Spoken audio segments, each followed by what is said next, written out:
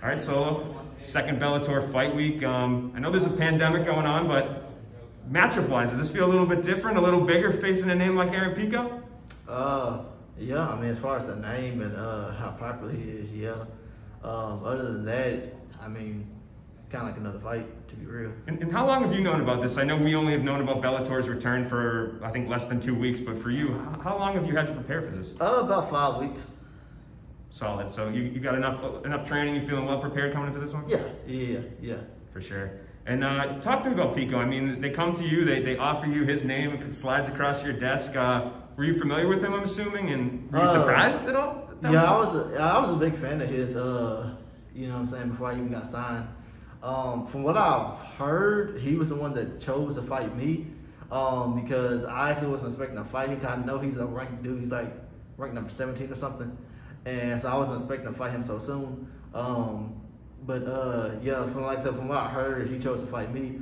I don't know if he thinks, I don't think he's that type of dude. I think he wanted a tough fight, you know. Yeah, I mean, I'm not scared to fight nobody. So when they offered to me, I was like, yeah, let's do it. You know what I'm saying? Does that motivate you at all a little bit? You know, thinking, he could have picked anyone, but he picked me. I really don't know how to feel about it. Like some fighters are weird. Some fighters feel it disrespectful when a fighter calls them out. I don't look at it as disrespect. I look at it as just, he wants to fight me. Like that's what we get paid to do, is fight. You know, so I don't look at it as disrespect or nothing. Like I just think he wanted to fight me, so we're gonna fight. And I know, like I don't know if you've seen the betting odds, but he's a favorite, and you know, you're coming in here against a name. Do you feel like, from an outsider's perspective, you have an opportunity here to kind of make a name for yourself? I mean, you can talk about whose skills are better, but right now he's got a pretty big name, and I think you have the opportunity here to kind of put your name on the map. Oh yeah, definitely. That's one great thing. Besides, that's one great thing about fighting him. You know, I beat Bellator. He was a big name. They had me at like a 12% chance of winning. And I just remember, like, I don't really read comments or whatever, but I remember like Facebook and like YouTube and Instagram, like there's probably like 500 comments and people are saying, you know, you're gonna die and da-da-da-da. And with Aaron, they got me like a 3% chance of winning.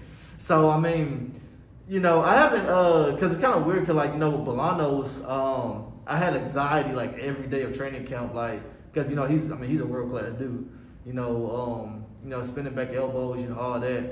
I had such big anxiety like every day during training camp. I always train hard, but and I hate having bad days. But like with him, like in training camp when I was having bad days, I was like throwing my stuff around the gym and everything like that. And I couldn't even look at pictures of dude. Like I couldn't even look at pictures of him. And then, you know, I won, and it was like a big relief was off my shoulders, because that's how it is with all my fights. After I win, a big relief is lifted off my shoulders. But with Pico, even though I know it's gonna be a real tough fight, I haven't felt nervous or worried or anything. Like I haven't felt that. I've actually been worried that I'm not worried. You know what I'm saying? Like, cause I know he's a real good dude. Like he's a real tough opponent, and I know it's gonna be a tough fight. But I haven't been worried or nervous or anything. Yeah, and I know a lot of times, I think with Aaron Pico, sometimes fans aren't necessarily familiar with his opponents. A lot of the guys he's fought, I feel like you're kind of put in the same category. Like, oh, you know, Aaron Pico's fighting some guy we're not really familiar with. So for people out there that don't know you that well, what would you say makes you different, makes you stand out, that you're not just, you know, another Aaron Pico opponent? For one, I have really great hair. all my real hair. Besides that, I guess that's just see when I fight him. You know, I can say whatever I want in the world. You know, most fans, because I've already been getting crazy messages. You know, as far as because he's fought some good dudes.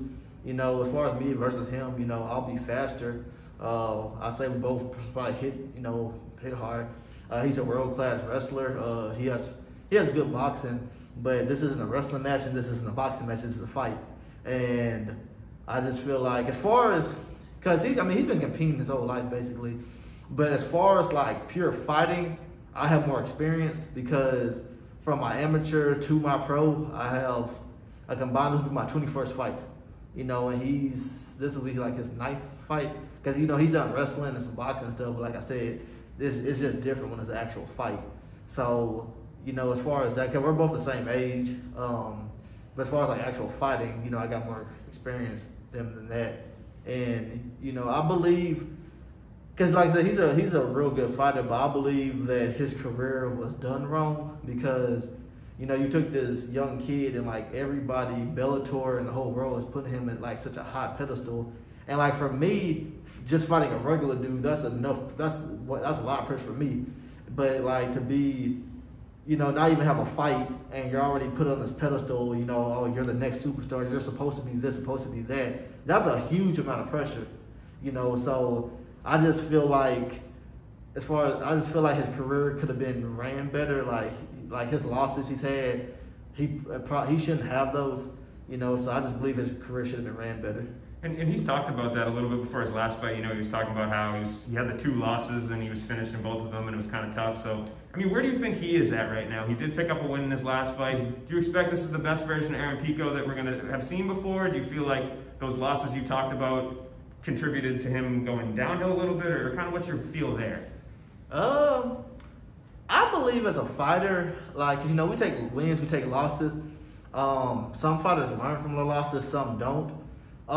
With him, from what I've seen, I believe, okay, so I will say, like, when I see him fight, like, he tries to do different things.